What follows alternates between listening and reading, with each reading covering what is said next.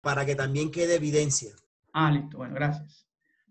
Entonces, siguiendo con la definición de las malformaciones arteriovenosas, hay que tener en cuenta algunos datos epidemiológicos. Entonces, el primero de ellos, la prevalencia de las malformaciones arteriovenosas documentadas como asintomáticas, que se diagnosticaron de forma incidental en estudios imagenológicos como la resonancia cerebral, es de menos del 1%, más precisamente del 0.05%.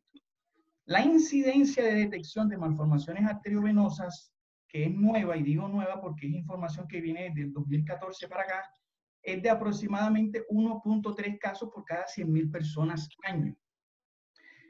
Si juntamos las malformaciones que se rompen y las que no se rompen, obtenemos una prevalencia de entre 10 y 18 casos por cada 100.000 adultos. Y lo otro que tenemos que tener en cuenta es que típicamente las malformaciones arteriovenosas se diagnostican dentro del periodo de la tercera década de la vida hasta la quinta, es decir, entre los 20 y los 40 años de edad. La segunda pregunta que uno se hace, ¿son las malformaciones arteriovenosas verdaderamente alteraciones o malformaciones congénitas? Entonces uno revisa y se encuentra con algunos casos que ya se han reportado, como este que tenemos aquí, que es uno de el caso del paciente más adulto, la literatura anglosajona, en el que se documentó la formación de novo de una malformación arteriovenosa. En este caso, el paciente tenía 60 años, se le operó un meningioma frontal y 6 años después se le documenta esto, la aparición de una malformación arteriovenosa. Y así también encontramos otros casos, por ejemplo, relacionados a trombosis de senos venosos, como estos dos casos que tenemos aquí. Este es el caso 1, trombosis de seno transverso y sigmoideo. Por ejemplo, aquí vemos la ausencia del flujo por la trombosis, pero no hay anomalías en el parénquima cerebral. Y a los 2 años el control muestra esto, la aparición de una malformación arteriovenosa. Entonces, en esta tabla,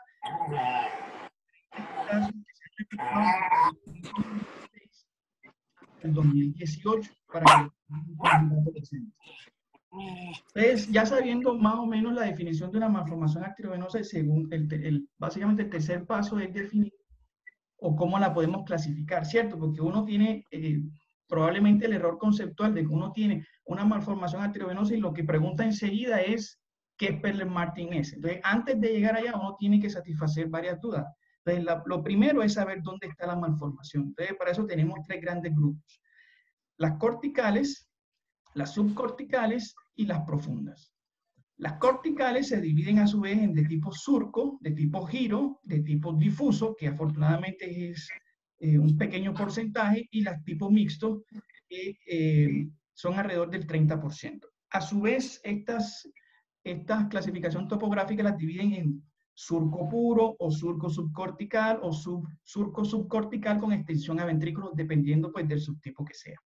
Entonces, cuando uno habla de una malformación arteriovenosa, tiene que decir dónde está ubicada, qué tipo de malformación es, o qué tipo de nido tiene, su nutrición, sus referencias, cuánto mide, etcétera, etcétera.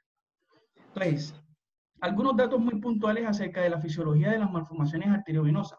Para poder hablar de eso, tenemos que decir una cosa para tener en cuenta siempre. Los resultados de los estudios de la fisiología de las malformaciones son controversiales. Todos se contradicen en su gran mayoría. ¿Por qué? Porque son estudios que ya tienen varios años, que utilizan métodos diferentes, que se utilizaron herramientas diferentes para medir flujo, etcétera, etcétera. Pero, ¿qué podemos entender hoy con cierta claridad sobre las malformaciones? Uno, que son capaces de inducir, o sea, pueden inducir hipotensión locorregional en el cerebro o en la parte donde ellas se encuentran. ¿Por qué? Porque es que la malformación actúa como un sumidero, está constituida por vasos que no tienen, no ofrecen ningún tipo de resistencia porque han estado sometidos a altas presiones, entonces casi que toda la sangre puede tener la facilidad de fugar a través de ella.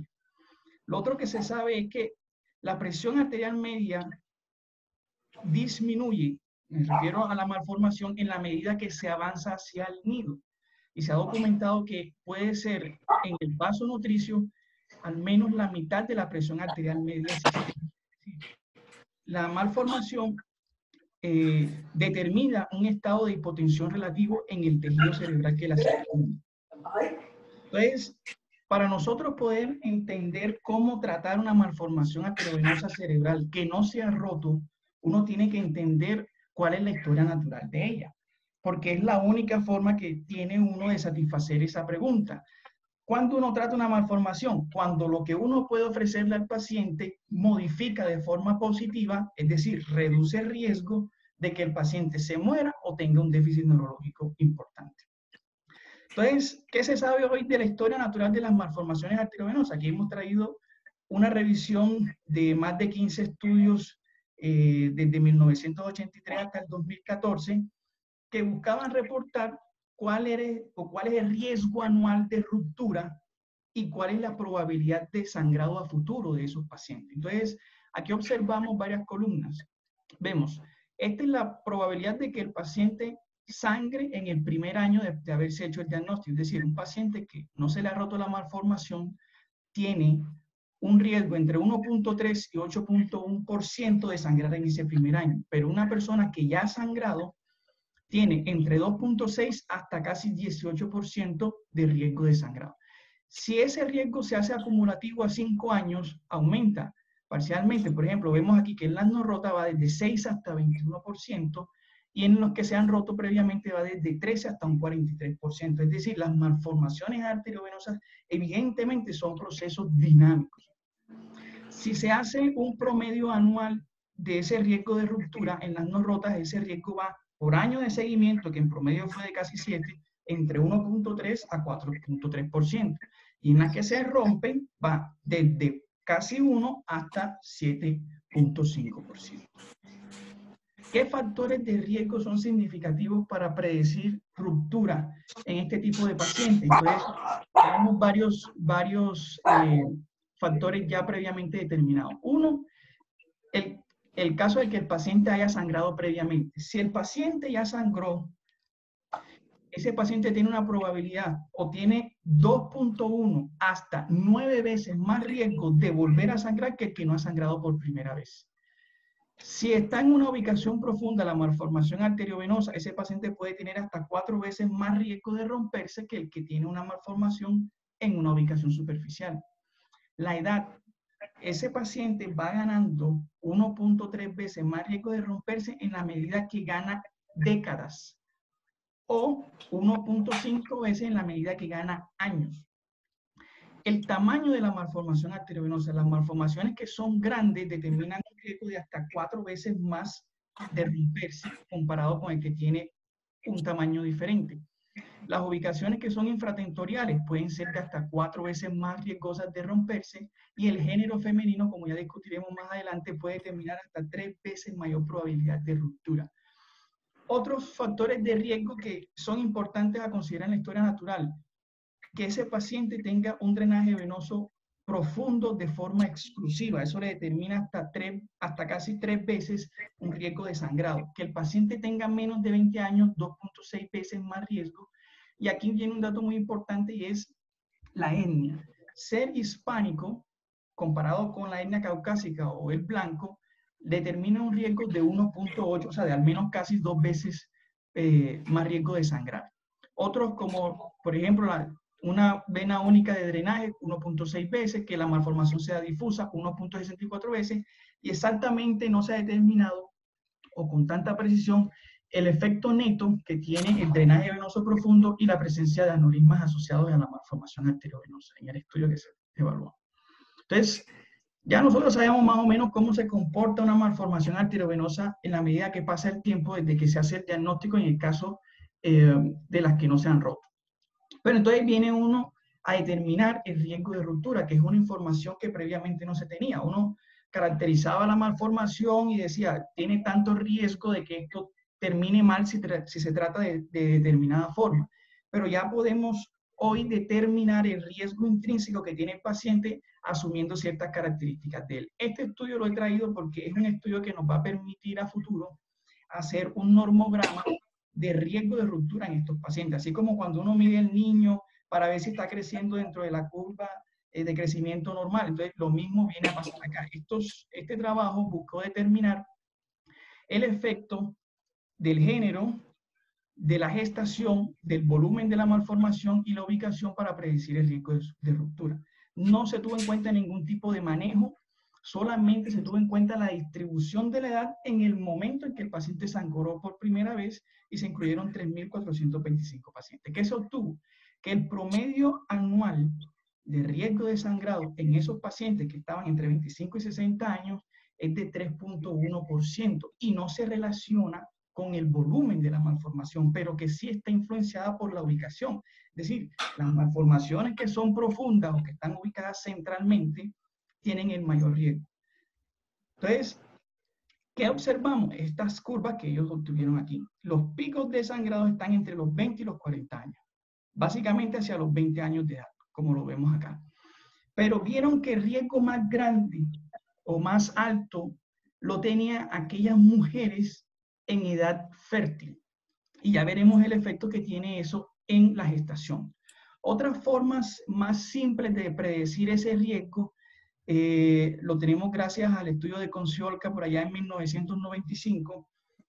Él asumió para la creación de esa fórmula que los pacientes tenían básicamente un riesgo neto de 3% por año de que se le rompiera la malformación. Entonces, la fórmula de él establece 105 menos la edad y eso va a ser igual a riesgo de ruptura. Pero hoy ya hemos visto en la historia natural, hay un montón de factores de riesgo que hay que tener en cuenta para poder precisar cuál es el riesgo de que tiene esa malformación de romperse.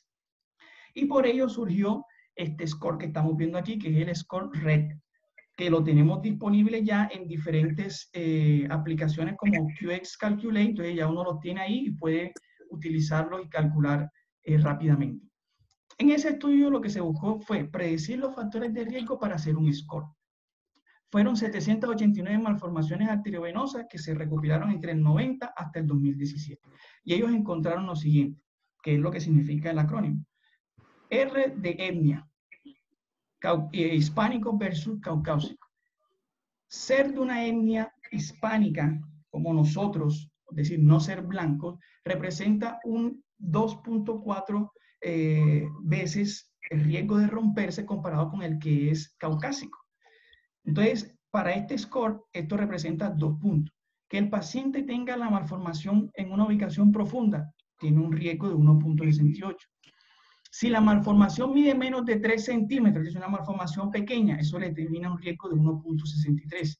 Si el drenaje venoso es profundo exclusivamente, eso le determina un riesgo de 1.7. Y si tiene varias arterias nutricias, eso le determina un riesgo de 1.5. Entonces, ¿qué hicieron? Ellos graficaron la probabilidad de que eso se rompiera. Entonces, si el paciente no tiene ninguno de estos elementos, de entrada tiene un 16% de riesgo de que se rompa, que es lo que estamos viendo aquí. Si el paciente tiene uno de estos elementos, tiene ya un 23%. Y así sucesivamente en la medida que va ganando más factores de riesgo. Entonces, si el paciente los tiene todos, ese paciente de entrada tiene un riesgo de 78% de romperse. Entonces, es una herramienta que la tenemos disponible cuando el paciente lo tenemos enfrente, en la urgencia, en la hospitalización, en la consulta externa, ya uno lo mira y dice, este paciente es hispánico, la malformación está profunda, drena profunda, es pequeña y tiene varias arterias nutricias, lo estamos viendo, tiene un 78% de riesgo de romperse. Entonces, en resumen, en relación a los riesgos, una malformación que nunca se ha roto, un riesgo anual de hacer el primer sangrado de hasta un 3% por año. La malformación que ya se rompió tiene 3.2 veces más probabilidades de volverse a romper que la que no se rompió. El riesgo de que sangre nuevamente una malformación arteriovenosa cuando el sangrado inicial ocurrió durante la gestación es del 6% en el primer año. Es decir, la gestante que sangró por una malformación de arteriovenosa es la paciente que acumula más riesgo durante el primer año de seguimiento. Si el paciente se le diagnosticó la malformación, el riesgo a 5 años de que haga una convulsión es de un 8%. El riesgo a 5 años de convulsión en el paciente que debutó con un sangrado o con un déficit neurológico es del 23%. Y el riesgo a 5 años de que ese paciente desarrolle epilepsia tras haber convulsionado por primera vez es de casi el 60%. Entonces, a pesar de todo ese montón de porcentajes, uno observa que estos pacientes, ¿cierto?, tienen un mejor desenlace o un desenlace más favorable cuando lo compara con las otras causas de enfermedad cerebrovascular. Entonces, la otra pregunta que uno se hace cuando está leyendo este tema es, ¿el hecho de que la malformación no se haya roto significa que es asintomática? O, aunque no se haya roto, hay síntomas. Entonces, uno se pregunta, ¿verdaderamente, en el caso del paciente que uno le encuentra la malformación de forma incidental, uno se pregunta, ¿verdaderamente este paciente está asintomático? Entonces, esa duda la tuvo el grupo de Férez Chadán Neto allá en Brasil. Ellos reunieron pacientes que se les rompieron o no malformaciones arteriovenosas porque necesitaban saber si esos pacientes que estaban neurológicamente intactos tenían algún tipo de déficit cognitivo. Entonces le realizaron una batería de evaluación neuropsicológica y se dieron cuenta que el 70% de esos pacientes tienen alteraciones psicológicas que se relacionan con la ubicación de la malformación arteriovenosa. Es decir, si a mí me preguntan, entonces a los pacientes que tienen malformación arteriovenosa hay que hacerle una evaluación neurocognitiva, la respuesta es sí. ¿Por qué? Porque ese estudio fue muy bien hecho, está muy bien realizado, tiene un alto nivel estadístico y esa es la recomendación que ellos dan. Bien, un paciente que no se le ha roto la malformación tiene una lesión estable. Entonces, esa pregunta se lo hizo ese grupo en el 2012 y se dieron cuenta de una cosa.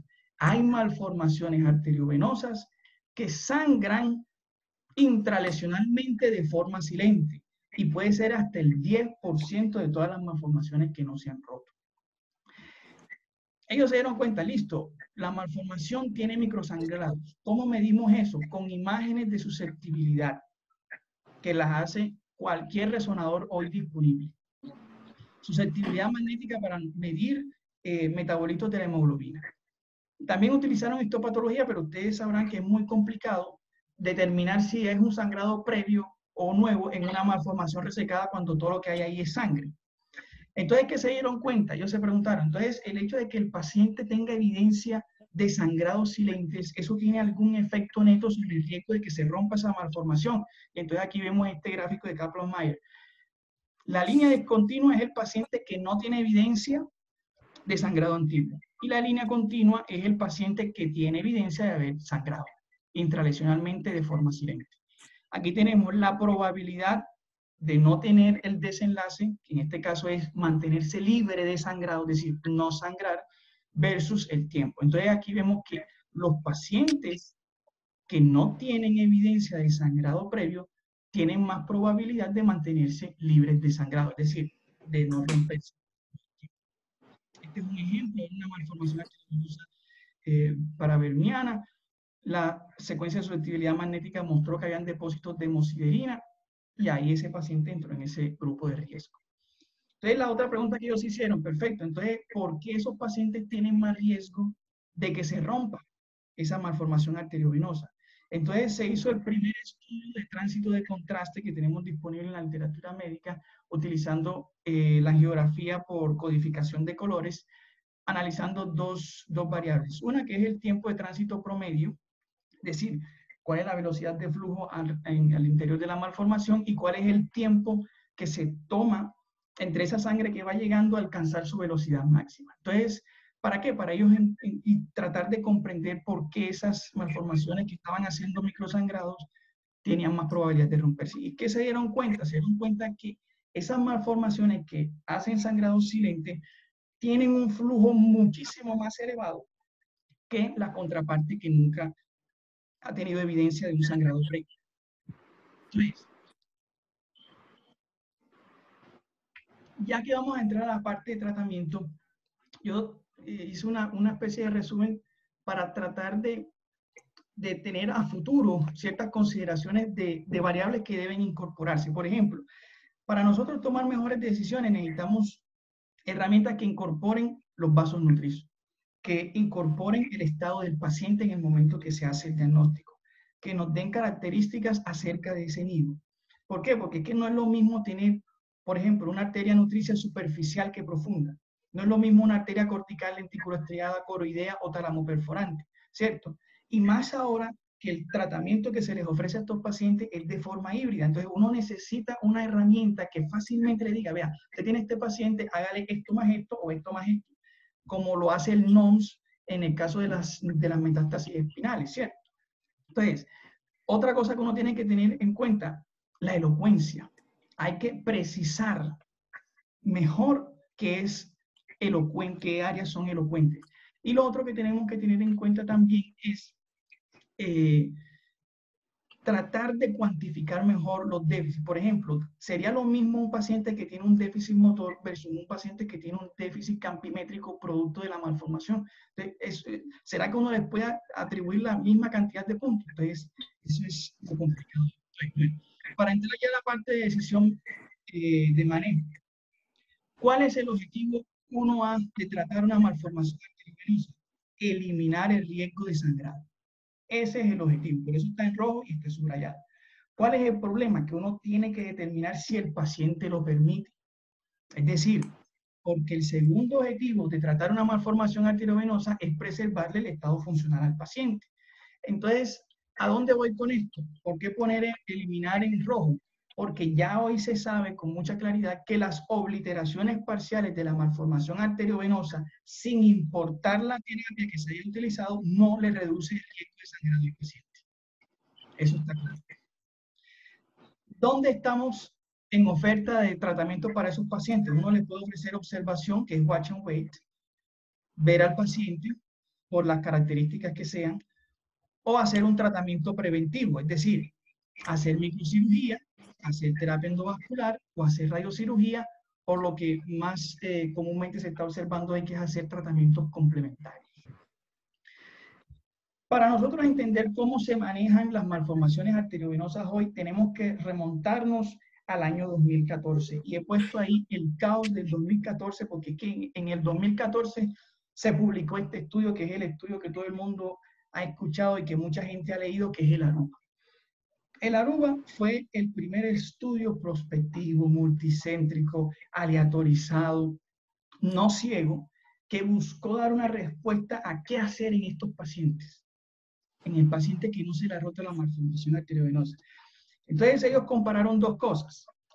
Vamos a agrupar en un brazo de tratamiento a los pacientes y le vamos a dar terapia médica de forma exclusiva. Es decir, si el paciente tiene cefalea, analgésico. Si el paciente convulsiona, anticonvulsivante. Versus el segundo grupo de tratamiento, que es manejo médico más terapia intervencional.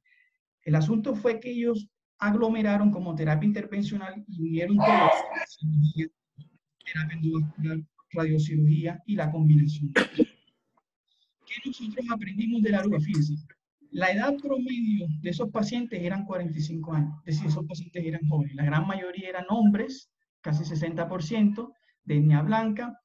La gran mayoría se encontraban en un muy buen estado funcional.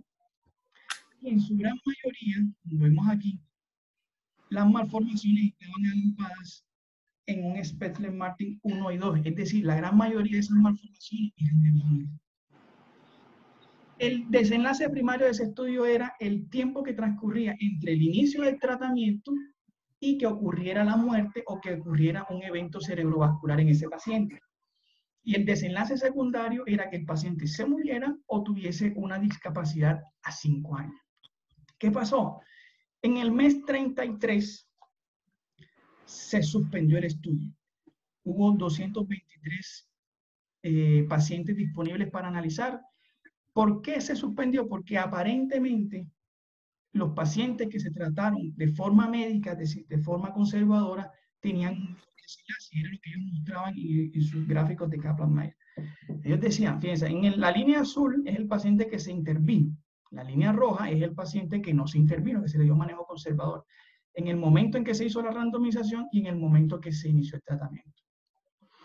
Entonces uno ve aquí la probabilidad de que ocurriera el evento, muerte o algún evento cerebrovascular. Entonces uno comienza a observar la curva y dice, no, evidentemente el paciente que se le hace una intervención le va peor comparado al que no se le hizo. Pero uno tiene que tomar ese estudio y hacer una disección de sus aracnoides, porque es que uno no, yo puse caos, porque es que muchos neurocirujanos se confundieron y dijeron que una malformación arteriovenosa no se trataba. en el caso de que no se hubiese roto. Pero lo primero que tenemos que tener en cuenta es lo siguiente, el tiempo de seguimiento. Hombre, el estudio básicamente demoró 33 meses, 109 pacientes, es decir, tiene una información de 306 pacientes años, donde hay estudios que acumulan más de 1000 pacientes años. Es decir, esto es una pequeña muestra de lo que es el universo de las malformaciones arteriovenosas no rotas. ¿Qué se observó también en el grupo de manejo médico? Los pacientes tenían una tasa anual de 2.6% de sangrado y de 1.3% de hacer isquemia. Es decir, si uno compara eso con la historia natural que ya discutimos, esos pacientes tenían una historia natural completamente ominosa, teniendo en cuenta que apenas la edad promedio era de 45 años, o sea, eran pacientes jóvenes y estaban padeciendo sangrados, isquemias en un alto porcentaje. El segundo punto que hay que considerar es que la gran mayoría de las malformaciones arteriovenosas, yo lo mencioné, eran grado 1 o grado 2 Spessler-Martin. Pero solamente 5 malformaciones arteriovenosas se trataron con cirugía, con microcirugía. Y la gran mayoría de las que se trataron se embolizaron o se les hizo radiocirugía estereotáctica. Entonces estábamos hablando de que es del 2014. En el 2014 ya se sabía, por ejemplo, tenemos este estudio que es del 2004 por Morgan, que hacer un tratamiento microquirúrgico para una malformación arteriovenosa de bajo grado es seguro, porque tiene una morbilidad de menos del 1%. Hay muchos estudios que demuestran que no hay sangrado postoperatorio, y incluso este estudio acumuló más de 1100 pacientes años de seguimiento, comparado con el año. Entonces, uno puede decir que con 3 años de seguimiento puede determinar la eficacia de una modalidad de tratamiento en este grupo de pacientes. El tercer dato es el sesgo de selección. De los 1.740 pacientes que iban a entrar al estudio, solamente se seleccionó el 13%. Se excluyeron los pacientes que tenían historias naturales más agresivas. Entonces, ¿qué pasa? La muestra que ellos analizaron no representa el comportamiento de las malformaciones arteriovenosas que están en la comunidad, por lo tanto uno no puede generalizar esa información. El cuarto punto es el sesgo de selección, de involucramiento de esos pacientes, teniendo en cuenta que se cesó la recopilación de esos pacientes porque supuestamente era mejor no tratar a esos pacientes que tratarlos. Pero, ojo, ya lo hemos dicho, el paciente que tiene una malformación arteriovenosa nació con ella muy probablemente. Es decir, las malformaciones arteriovenosas tienen una historia natural muy larga. Entonces, 33 meses de seguimiento es muy corto para uno decir si la terapia funciona o no. Sí, fíjense, el paciente tiene más riesgo. No podemos decir que ese paciente que no se le hizo nada, le va a ir mejor, porque es que el paciente, aunque nada se le haya hecho, sigue acumulando riesgo de romperse. Entonces uno no puede decir que es mejor dejarlo quieto. Ese es el otro dato que uno tiene que tener en cuenta. Bien, ya teniendo en claro lo que era el Aruba y todo el caos que eso generó, porque es que se tomaron muchas cosas, eso partió en dos, la forma como se tratan las malformaciones arteriovenosas no rotas. Vamos a pasar a hacer una discusión de las diferentes modalidades que tenemos. Entonces, lo primero es la microcirugía. La microcirugía tiene estos 3 grandes elementos. Uno, tiene una alta tasa de obliteración completa. Hay una alta probabilidad de que el paciente se cure. En buenas manos.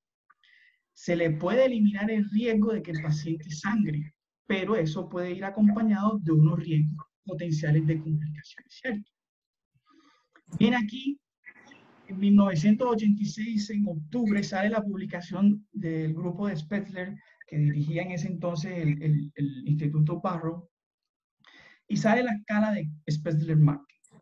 La escala de Spessler-Martin básicamente, y esto lo tiene que tenerlo muy en claro, trata de predecir o de determinar cuál es la probabilidad de que el paciente tenga un déficit neurológico postquirúrgico o que se muera como resultado de la intervención quirúrgica. Entonces, uno no puede generalizar la clasificación de Spessler-Martin para las demás modalidades de tratamiento. No es correcto. Aunque existan estudios que hayan validado que se puede utilizar para endovascular o que se puede utilizar para radiocirugía. No es correcto, porque los datos con los que se construyó esa información era de pacientes que se operaron con microcirugía. Entonces, hoy sabemos que los pacientes, bueno, la gradificación tiene en cuenta 3 variables: el tamaño, la ubicación y el drenaje venoso. Malformaciones pequeñas, medianas y grandes, de ubicación elocuente o no, y de un drenaje superficial o profundo. ¿Qué sabemos? Las malformaciones que son de bajo grado, 1 o 2, tienen un 2% de riesgo de que el paciente en el postoperatorio tenga un déficit permanente. Es bajo. Las tipo 3 tienen un 17%, pero como ya vamos a desglosar qué es tener una malformación tipo 1, tipo 2, tipo 3, tipo 4, tipo 5, uno tiene que preguntarse todas los subtipos que están incluidos en la categoría, todas tienen el mismo riesgo. Ya eso lo vamos a responder. Una malformación de alto grado, 4 o 5, tiene una probabilidad de 45% de tener un déficit permanente. Pero si uno selecciona bien a estos pacientes, puede alcanzar una tasa de cura angiográfica de hasta del 99%. Entonces, esa clasificación de Spetzler-Martin ha sufrido unas modificaciones, luego apareció la de Spetzler-Ponce y últimamente la suplementaria, que es la que se conoce como Lawton-Young. Y básicamente, ya la última la vamos a discutir ahorita, lo que busca es subdividir las malformaciones por clase. Entonces tenemos la grado 1, ¿qué es tener una malformación Spetzler-Martin? Una malformación pequeña que no está en un área elocuente y que tiene un drenaje venoso superficial. O una malformación pequeña que está en un área elocuente pero tiene un drenaje venoso superficial. Eso es un grado 1. Un grado 2, tenemos dos subtipos. Que tenga un tamaño pequeño,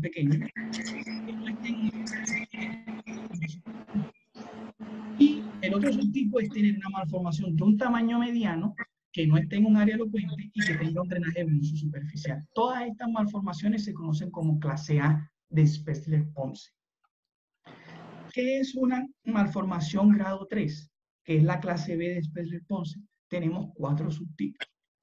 Una malformación pequeña que está en un área elocuente, que tiene un drenaje venoso superficial, o una malformación mediana que está en un área elocuente y que tiene un drenaje venoso superficial, o una malformación de un tamaño mediano que no está en un área elocuente pero tiene un drenaje venoso profundo, o una malformación arteriovenosa grande que no está en un área elocuente y que tiene un drenaje venoso superficial. Entonces ahí viene la pregunta, tengo 4 subtipos, ¿todas tienen el mismo riesgo? Ya esa pregunta la vamos a responder. Clase C, tenemos la grado 4 y la grado 5. ¿Qué es una malformación arteriovenosa grado 4? Malformación mediana en área elocuente con un drenaje venoso superficial. Malformación grande, área elocuente, drenaje venoso superficial. Malformación grande, no está en área elocuente, drenaje venoso profundo. Drenaje venoso profundo también. Es decir, estas son las formas más agresivas de las malformaciones arteriovenosas. Más agresivas en términos de... Escucha bien. ¿Perdón? ¿No se escucha?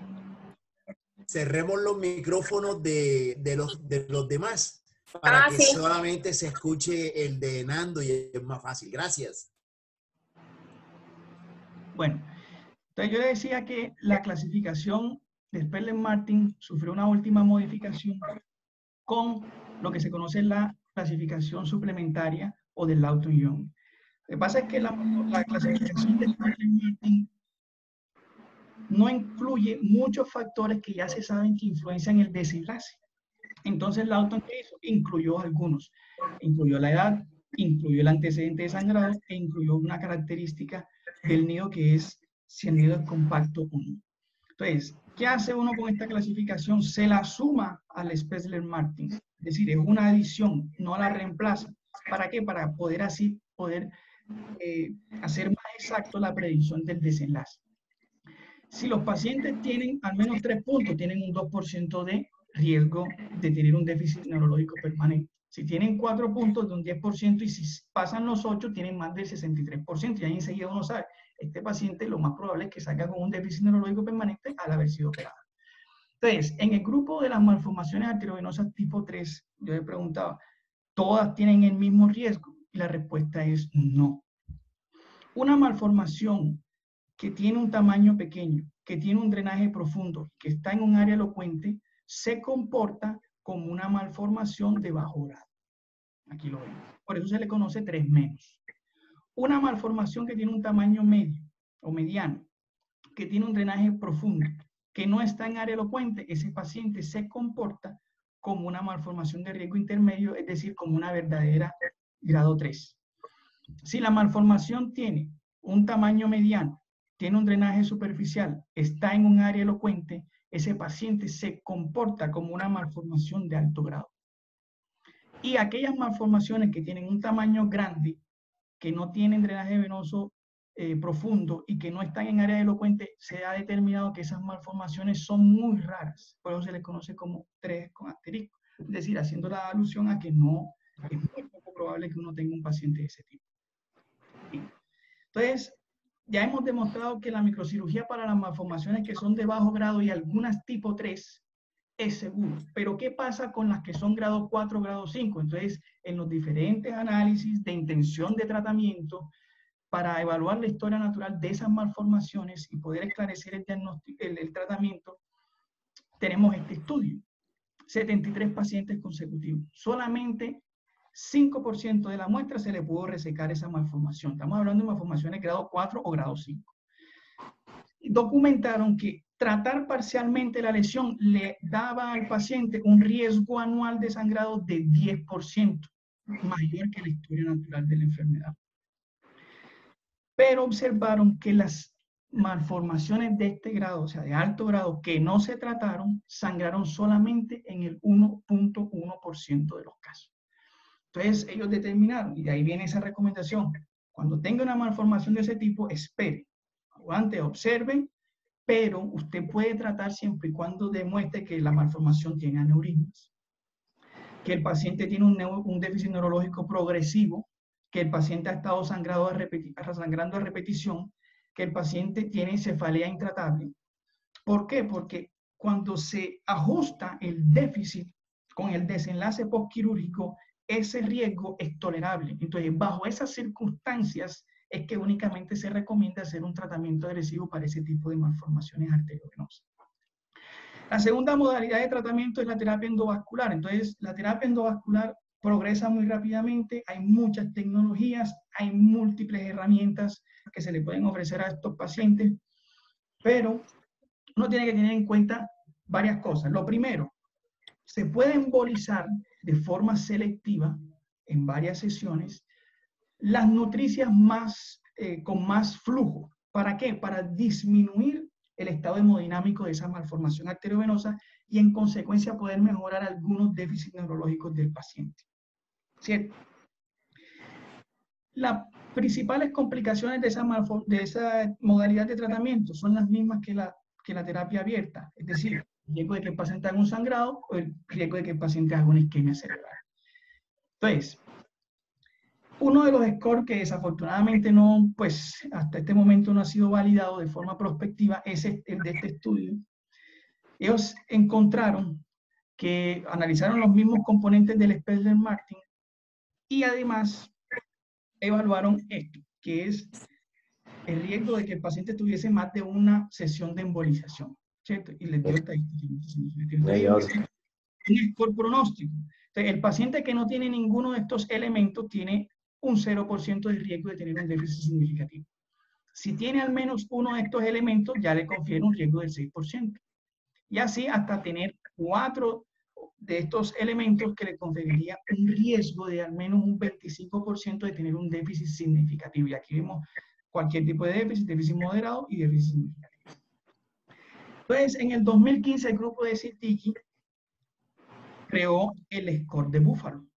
¿Por qué? Porque es que uno no puede aplicar una clasificación como el Spetzler-Martin, que fue creada para tratamiento microquirúrgico cuando voy a hacer un tratamiento endovascular, ¿cierto? Entonces, ¿por qué? Porque hay aspectos técnicos de la terapia endovascular que difieren del tratamiento microquirúrgico. Entonces, ellos hicieron esas preguntas. Y se dieron cuenta que los datos más significativos eran, hombre, si esa malformación está en un área elocuente, sí, qué diámetro tienen los pedículos de las arterias nutricias, cuántos pedículos tienen, y con base en ello armaron el score.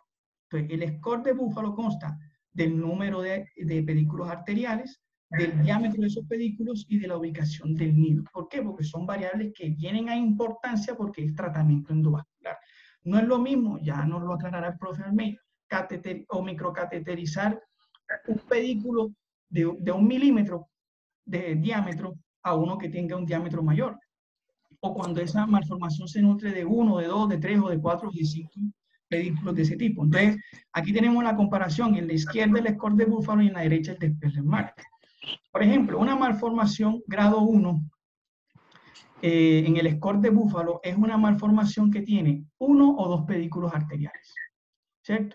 Que tiene un diámetro de más de 1 milímetro de espesor, un diámetro más de 1 milímetro. Y que además de eso no está en un área al puente, comparándola con la del estiramiento.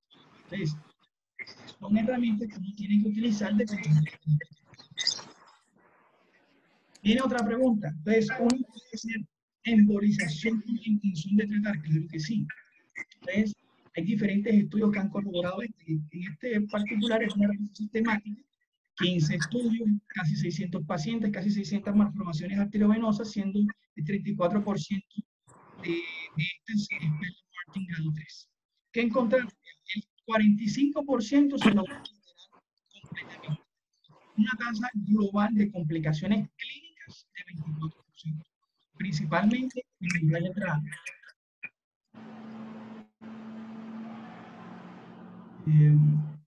¿Le toca Furia alzó la mano? Caballero Domínguez, que cierren el micrófono. Sí, que cierren los micrófonos, que está... Caballero Domínguez. Sí, básicamente para eso. Okay. Bueno, entonces en este estudio, como les comentaba, la obliteración completa se alcanzó en el 45% de los casos, pero tuvieron una mortalidad de menos del 2%, es decir, una terapia que positivamente pudiera afectar la historia natural de esas malformaciones arteriovenosas. Bien, ahora en relación a la radiocirugía estereotáctica, y por eso he puesto esta imagen que está aquí. El efecto neto de esa modalidad de tratamiento es esclerosar los vasos. Siguen los mismos objetivos de tratamiento tanto primario como secundario. Hombre, lo primero es que se oblitere la malformación para que el paciente no sangre. Y lo segundo es que se preserve el estado o se mejore el estado neurológico de ese paciente. Pero ¿cuál es el problema con la radiocirugía estereotáctica? Y todo el mundo ya lo conoce, que tiene una latencia muy prolongada. Es decir, el tiempo que puede tardarse ese paciente entre alcanzar una obliteración significativa puede ser de hasta 4 años. Y durante ese tiempo de latencia, el riesgo de que ese paciente sangre es comparable con el riesgo que tiene ese paciente antes de haber sido tratado. Es decir, sigue manteniendo el mismo riesgo de romperse. Entonces, hay una serie de factores que son predictivos como positivos para obliteración y es el tamaño, un tamaño, como ya veremos, pequeño de la malformación arteriovenosa, aunque hay ciertas modalidades de radiocirugía estereotáctica que pudieran emplearse en malformaciones de un tamaño mayor, que la malformación no se encuentre en un área elocuente, que tenga un patrón de flujo bajo y que no tenga angiogénesis alrededor del nido. Todos esos son factores de riesgo que predicen que el paciente le va a ir bien. Entonces, de forma segura, uno le puede ofrecer radiocirugía estereotáctica, ¿cierto?, al paciente que tiene menos de 12 centímetros cúbicos de volumen en su malformación, o que el diámetro máximo de esa malformación es menos de 3 centímetros. Entonces, ¿cómo uno puede ayudarse para predecir el desenlace en ese grupo de pacientes? Entonces, existe la escala de radiocirugía de Virginia.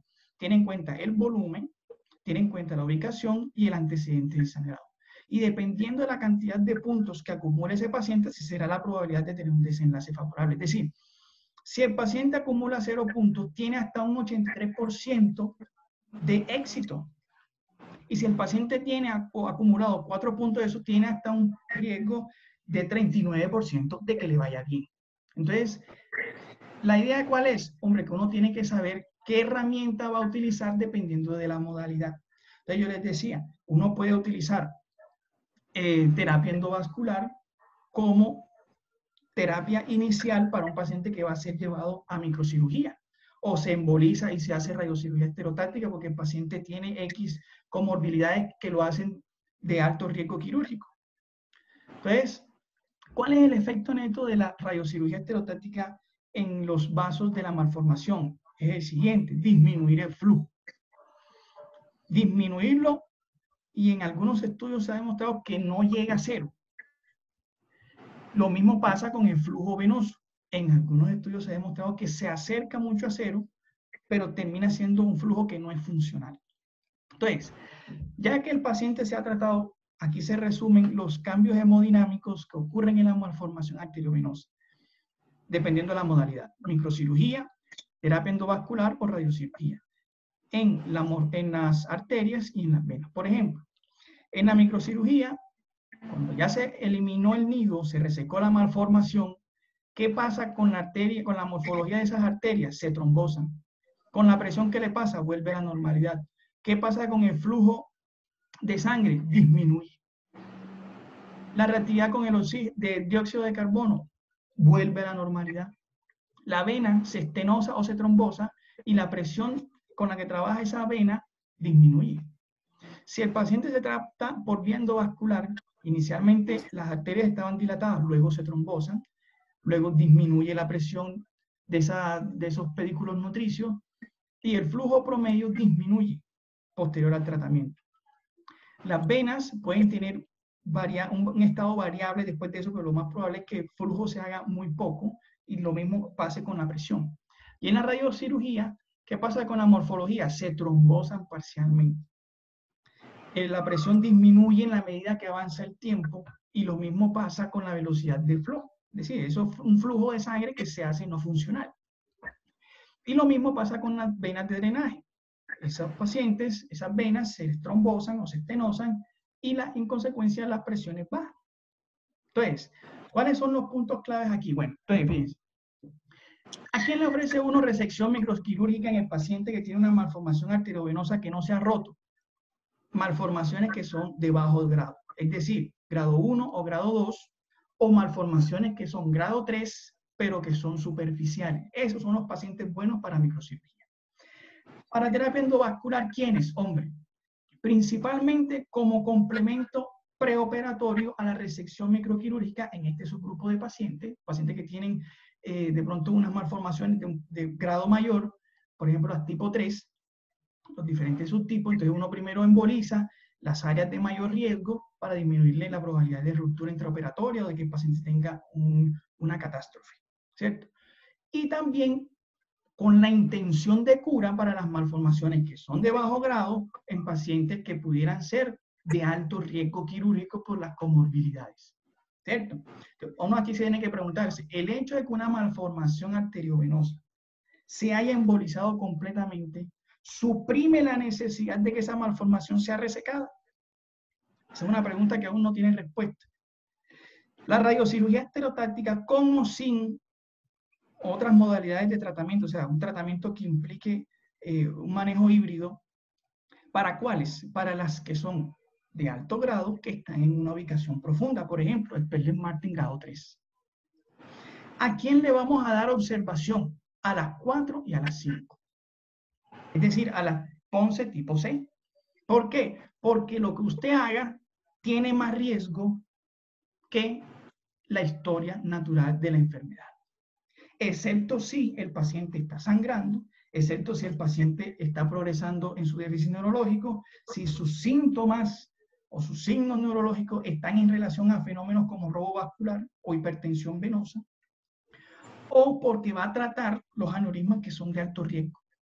Entonces, en ese subgrupo de pacientes, solo en esos casos es que usted hace intervención. Es lo que está recomendado, porque es que si no, usted altera negativamente la historia natural de esa malformación arteriovenosa. Entonces, básicamente, ese era el objetivo de la charla, tener algunos datos que nos ayudaran a poder establecer unas modalidades de tratamiento. Bueno, básicamente era eso. Bueno, muchas gracias, doctor Alvis, por su amplia revisión de la parte, digamos, de fisiopatología y la parte de la historia natural de la malformación, la cual es muy discutida y, como tú decías, a partir del año 2014, con el advenimiento del estudio Aruba, en realidad, en vez de aclarar muchas cosas, lo que creó fue que cada uno lo interpretara a su manera y a su conveniencia, dentro de los cuales están algunas aseguradoras, principalmente en los Estados Unidos, en donde te dicen que si el paciente no ha sangrado, ellos no te autorizan la utilización Hoy en día se sabe, como tú lo has dicho, que el manejo de una malformación arteriovenosa, al igual que de las fístulas durales, una de las decisiones más complejas que hay, cuándo hacerlo, cómo hacerlo y hasta dónde llegar a hacerlo. Porque uno no opera imágenes, uno opera al paciente y por eso uno dice, mira, este paciente tiene una malformación en una zona no elocuente, pero si nosotros consideramos que hoy por hoy prácticamente nuestro cerebro es elocuente a todo nivel, que unas partes hablen más que otras, pues está bien, de acuerdo a si somos diestros y somos derechos, si somos neurocirujanos o si somos ginecólogos, o si somos pediatras o si somos pianistas, pero en general todo nuestro cerebro, por supuesto, que es una parte elocuente y necesaria. Por eso es muy importante la madurez del grupo. Esto debe ser manejado en grupo, no debe ser manejado por una persona a su antojo, debe ser expuesto al paciente y a su familia todos los riesgos que él tiene, evaluar bien desde los estudios neuropsicológicos, neurocognitivos, la tomografía, la resonancia con difusión-perfusión para ver si existen microsangrados previos o si está en una zona muy elocuente. Ojalá pudiésemos hacer un espectro para que de esa manera determináramos o hacer una resonancia magnética funcional y por supuesto la angiografía, que es el gold estándar en donde nos vamos a dar cuenta si tiene, como usted decía, un solo pedículo, varios pedículos, si son pedículos diminutos, si son pedículos grandes, si la malformación es fistulosa, si es plexiforme, si es mixta, si tiene aneurismas de flujo que se rompen fácilmente, si tiene aneurismas intranidales o si tiene estenosis venosas. Sabemos muy bien que, así como revisamos ayer con el doctor Claudio, Osvaldo, te ves bonito con esa ropa, Osvaldo.